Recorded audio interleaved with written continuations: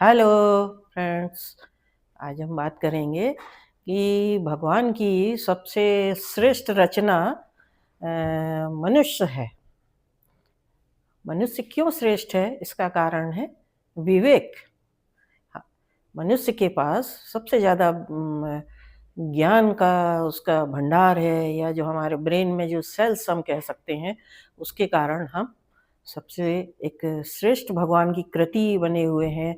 एक वो गाना है, जिसकी रचना इतनी सुंदर, वो कितना सुंदर होगा। ये जो गाना है, ये भगवान ने हमको जो बताया है कि जो हमा उनने जो रचना की है वो कितनी सुंदर है। तो ये भगवान ने इसको, हम उसको क्रेडिट दे रहे हैं भगवान को, और इसीलिए आज हम क्या कर रहे हैं, बसंत पंचमी का एक त्योहार मनाते हैं।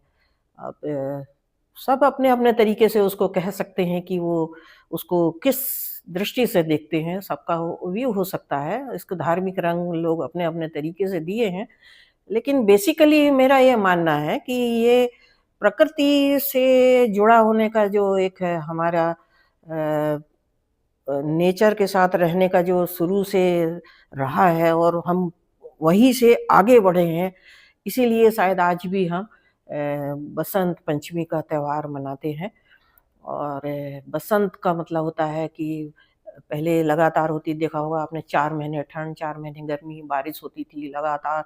ठंड से जब होता था, और जैसे ही मकर रेखा के से सूर्य ऊपर आता है, और ये पंचमी आज जो है उसमें हम उठते हैं, तो स्लोली हमारा संक्रांति के बाद गरम होने लगता है। और जब मॉडरेट गरम हो जाता है, आपने देखा होगा, तो प्रकृति खिल उठती है, फूल फल पक्षी आराम करते हैं। हम भी पतंग उड़ाते हैं, क्योंकि हम अपने सपनों की उड़ान भरने लगते हैं। उसकी ऊंचाई से हम अपने आप को आंकते हैं कि हम कहाँ तक पहुंच गए हैं। इसमें कंपटीशन होता है कि उड़ान भरने का, एन्जॉय भी करते हैं। ये भी एक कारण हो सकता है। तो बसंत पंचमी को मनाने का एक कारण है।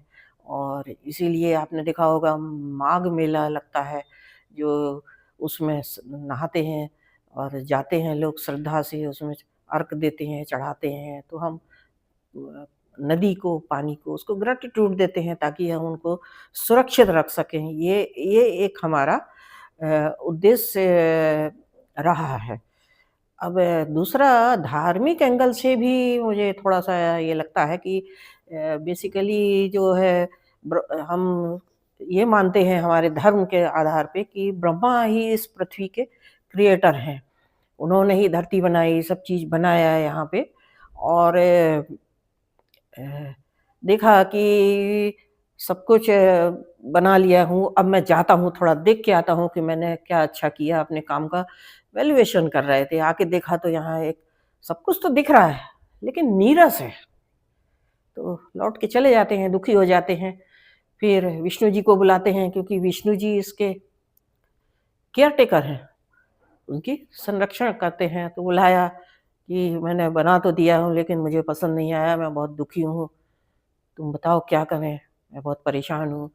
तो वो बोलते हैं, रुको, मैं माँ शक्ति से बात करता हूँ, भगवती से, और उनसे विचार करके आपको बताऊँगा। वो उनको बुलाते हैं, बताते हैं कि ऐसी-ऐसी गलती हो गई है, और कुछ ठीक नहीं है, ये सृष्टि का कुछ अच्छा होना चाहिए।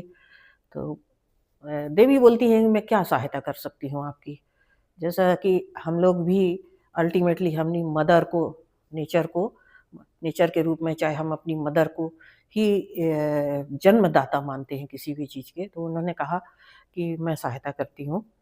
तो उन्होंने ब्रह्मा जी के पास गए वो दोनों, तो बताया, तो बोले, तुम ऐसा करो, मैं तुमको आशीर्वाद देती हूँ कि तुम अपने हाथ से सबको आशीर्वाद देती, पानी ऐसे सबको छिड़को गंगा से। उन्होंने शुद्ध जल लिया, और पूरे उसमें उसकी अ, एनर्जी को स्प्रेड किया। एनर्जी का सिंबल है ये, कह सकते हैं।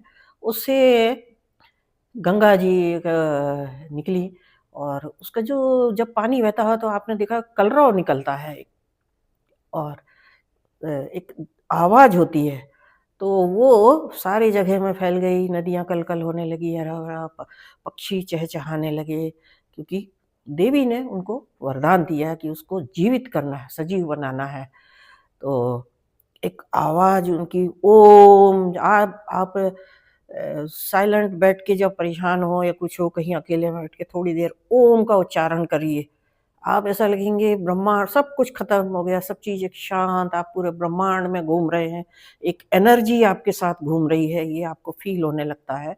वही हुआ, ओम का नाद निकला और वहीं से जाके उसी समय देवी प्रकट हुई, शक्ति के रूप में देवी ने प्रकट हुई और व्हाइट कलर में, और वो एक एनर्जी जो दिखी ब्रह्मा को, और वो देखा कि उम, वो निकली हैं और उनके हाथ में वीणा है, कमल है और एक हाथ से वो वरदान दे रही हैं सबको अच्छा अच्छा होने के लिए, और एक हाथ में माला पहनी है।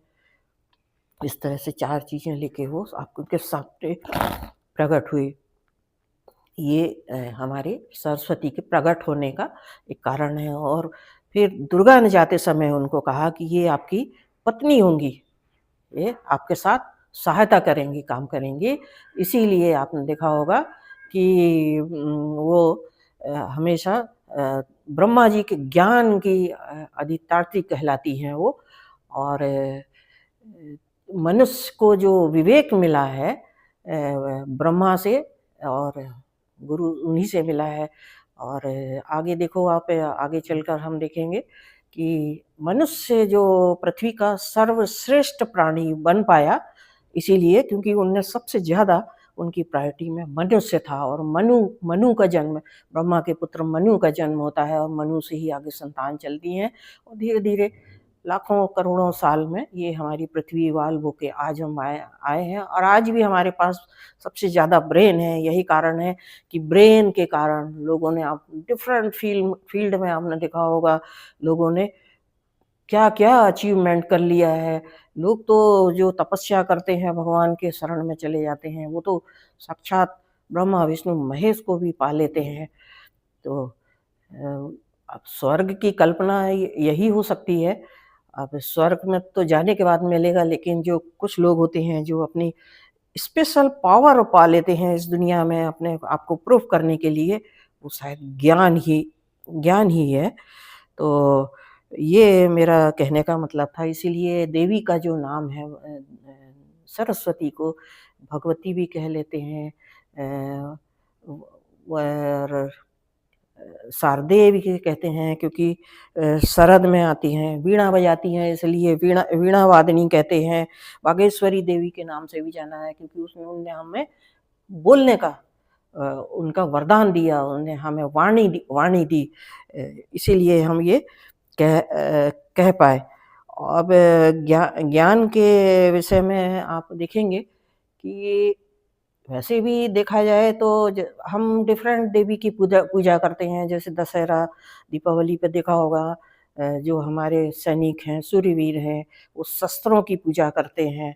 इसी तरह से जो ये अभी जो आया है हमारा सरस्वती पूजा आई है, तो उसमें हम ज्ञान की पूजा करते हैं। हम अपनी पुस्तक रखते हैं, वीणा रखते हैं, नृत्यकार अपने नृत्य की सारी चीज़ों की पूजा करते हैं, नाटककार होते हैं वो करते हैं। तो और पुस्तक रखते हैं जो लिखने वाले, उनकी पूजा करते हैं कि भगवान हमको इसी तरह से शक्ति देते रहे, इन सब के साथ हम रह जिए। तो ये हमारा सरस्वती पूजा मनाने का कारण है। यही कारण है कि आपने स्कूलों में देखा होगा, अच्छे प्रोग्राम होते हैं, बच्चों को एक अच्छी शिक्षा मिलती है। पीला चावल वो चढ़ाते हैं हम, पीले वस्त्र पहनते हैं। पीला वस्त्र एक वो सिम्बॉल कह सकते हैं कि पृथ्वी जब बसंत आ गया है, बसंत का आगमन हो गया है, तो पूरी पृथ्वी एकदम नए रूप में खिल उठी है, बौर आ जाती है। नई-नई सुगंध भर जाती है, आम के बौर आ जाते हैं, फूलों में रहते हैं। आप देखिए जहाँ भी चलेंगे आप, मीठी सुगंध आएगी। तो इस तरह से जो एक पृथ्वी नया रूप ले लेती है। अभी देखिए आप, वो आ जाएँगे, पलाश आ जाएँगे, पूरी पृथ्वी ऑरेंज कलर के फूलों से धरती ऐसी बिखरी हुई दिखेगी कि फूलों का भगवान ने वो हमने अर्पण किया है, इस तरह से दिखेगा। तो ये सरस्वती पूजा का मनाने का एक कारण हो सकता है। और इसी बहाने हम अपने बच्चों को एक राइट पाथ में ले सकते हैं।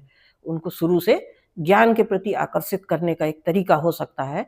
प्रोग्राम करते हैं, बताते हैं, उनको सबको प्रसाद देते हैं, खिलाते हैं। तो ये आज सरस्वती पूजा का या बसंत पंचमी के दिन कहने का एक मेरा मतलब था। इस वर्ष 2026 में जो हमारी वो 23 जनवरी को जो बसंत पंचमी आई है, इसमें गुरु और बुध ग्रह साथ-साथ हैं। तो सूर्य होता है शक्ति का प्रतीक है और सबसे पावरफुल जो होते हैं, और बुध होते हैं उनके ज्ञान के देवता माने जाते हैं। इसीलिए यदि दोनों का जो सामंजस्य होता है, उनकी हम आराधना करते हैं, उनके विषय में ध्यान करते हैं, तो शायद हम अपने आगे वाले समय को सक्सेसफुल बना सकते हैं। अब ये दूसरा एक मॉडर्न डेज़ में मैं आपको ये बताऊँ कि आप देखेंगे कि राजा भोज जो हुए थे, वो बड़े दानी और निर्धनों की सेवा करने वाले और अच्छे एक राजा के रूप में जाने जाते हैं। तो इसीलिए आपने देखा वो जैन और उधर माघ मेला होता है और पूजन होती है उनकी। सरस्वती पूजा बड़े ज़ोर-शोर से मनाई जाती है। असम, बंगाल में आप देखेंगे और असम में तो बिल्कुल कंपल्सरीली देवी की आराधना करते हैं, पूजा करते हैं वो लोग और बड़े खुश भी होते हैं। और एक और है जो हमारे निराला जी, सूर्यकांत त्रिपाठी निराला जो कवि हुए हैं, जो छायावादी कवि हैं। छायावाद मतलब उनके शब्दों में एक भगवान के प्रति समर्पण होता है, दिखता है, आप उसको ध्यान से समझेंगे तो वो छायावाद कहलाता है। उनका जन्म भी बसंत पंचमी के दिन हुआ था। एक और एग्ज़ाम्पल मैं बताना चाहूँगी, ब्रिटिश काल का है ये। राम सिंह कूका नाम के एक लुधियाना में एक शासक संत हुए थे। तो उन्होंने एक कूका पंथ की 1816 में स्थापना की थी। तो वो इसी तरह से निर्धनों की सेवा करना और सभी को के प्रति समर्पण था, दान देते थे और इसी के उसमें अंग्रेज़ों का विरोध था, उनका जो अत्याचार जो देखते थे वो। और तो उसके कारण अंग्रेज़ उनके अपोज़िट हो गए थे और उल्टी उनने उनके बच्चों को भी अरेस्ट कर दिया था, बाद में गोली मार दी और उनको भी जेल में बंद कर दिया। तो वो बाद में उनकी वहीं डेथ हो गई। तो वो कारण ये था, उन्होंने एक डाक टिकट भी इश्यू की थी वहाँ पे राम सिंह कूका ने। तो ये 1816 की बात है मैं बता रही हूँ। तो वो मतलब समाज को यूनाइट कर रहे थे इस तरह से वो कर रहे थे, तो उनका विरोध किया था। तो अब इसमें आप जड़ में जाएँगे तो आपको क्या मिलेगा? विवेक के ऊपर अविवेक हावी हो गया था। स्वार्थ के ऊपर निस्वार्थ के ऊपर स्वार्थ हावी हो गया था। तो निर्धन के ऊपर धनी हावी हो गए थे।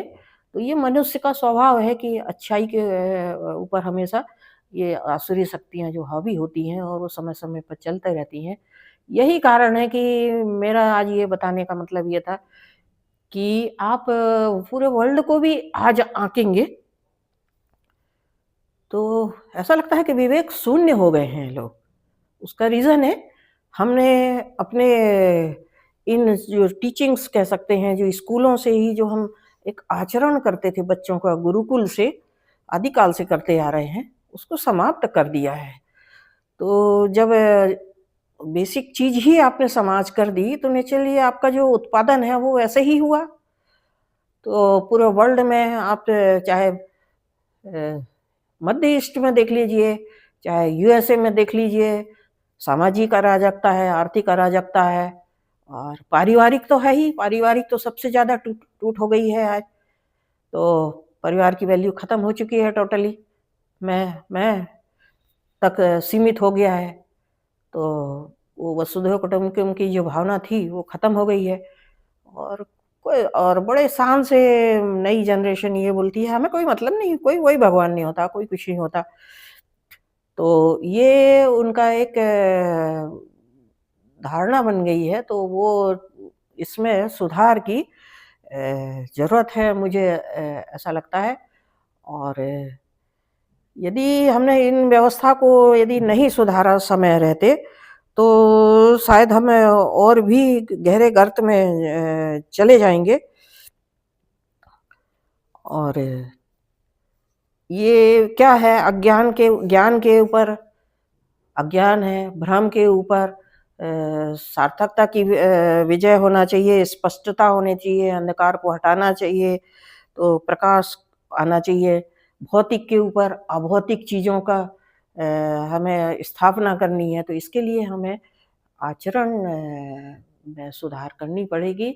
और वो हमारी ये जो सरस्वती वंदना या सरस्वती पूजा कहें, जो भी जिस रूप में भी आप कहते हैं, तो जिस धर्म के भी हों, तो विवेक को यदि सर्वोपरि रख के हम काम करेंगे, तो हम विश्वगुरु निश्चित बन सकते हैं।